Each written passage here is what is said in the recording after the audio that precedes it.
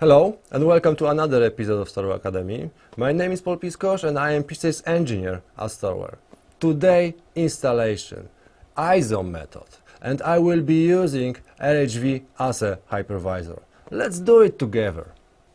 Best way to start installation is to open our documentation page. Of course, we will attach exact link in the comments below. So, deployment, installation, ISO-based installation. Here are some prerequisites which need to be set before installation. So you need to create VM with at least 8 CPU and 10 GB of RAM. Also, please create at least 2 drives. One for the binaries, the smallest one, and the second at least 200 GB for the staging, as well as for the backup destination. Then you can download ISO from our repository. Of course, link to the repository will be attached in the description below. Let's make that process together. So, LHV, compute, virtual machines, and now I need to create a new instance. So, new,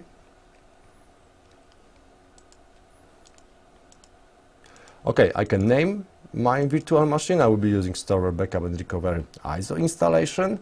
Choose a proper cluster, choose a proper operating system, need to be Linux, and I can create right now 2 instances, 2 disks. So create button.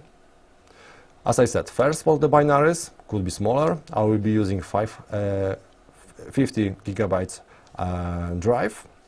Let me quickly check if everything is fine over there. So domain, storage domain is test, that's good. I can choose allocation and I can move forward. Next one, let's create the second drive for the staging as well as for the backup destination. This time 200 GB. Name, allocation, storage. Okay. Next, do not forget attach the network interface. Okay, and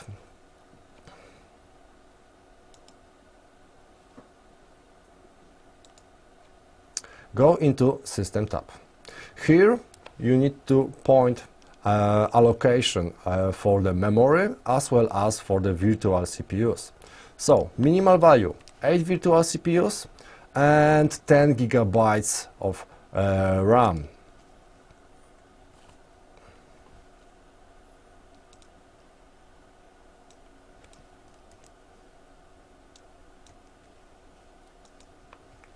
Okay, we also have an opportunity over there to choose a proper time zone. Let me quickly change into Central European time.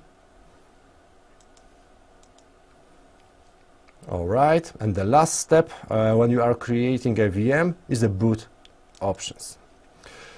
First drive should be the hard one, but the second one needs to be CD-ROM. And here you have opportunity to attach CD.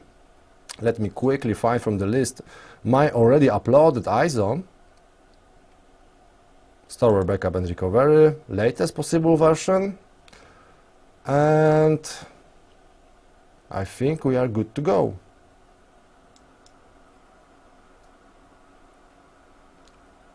Okay, so now let's start that VM.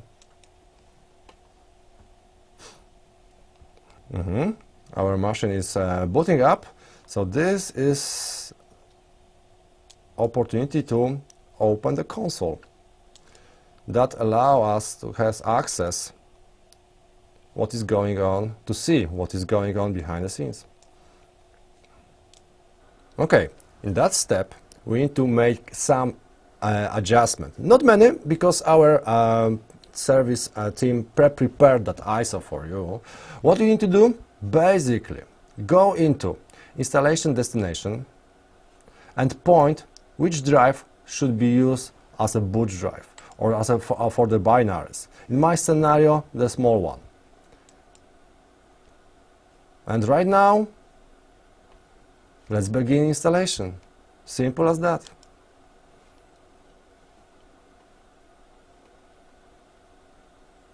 That will take a while, so we have opportunity to sit tight and relax.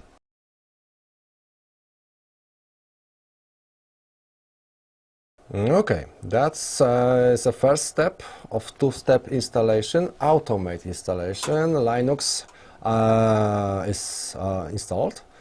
So right now, after boot, I will perform automate installation of Storware Backup and Recovery. Let's wait together for that.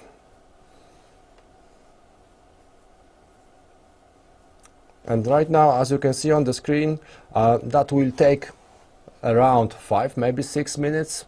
Without doing nothing, Storware will be installed automate inside your infrastructure. Good job! Looks like Storware Backup and Recovery is installed properly. Next step is get access by a browser to Storware interface. So what we need to do, open another tab in the browser and provide correct IP. With, of course, HTTPS at the beginning.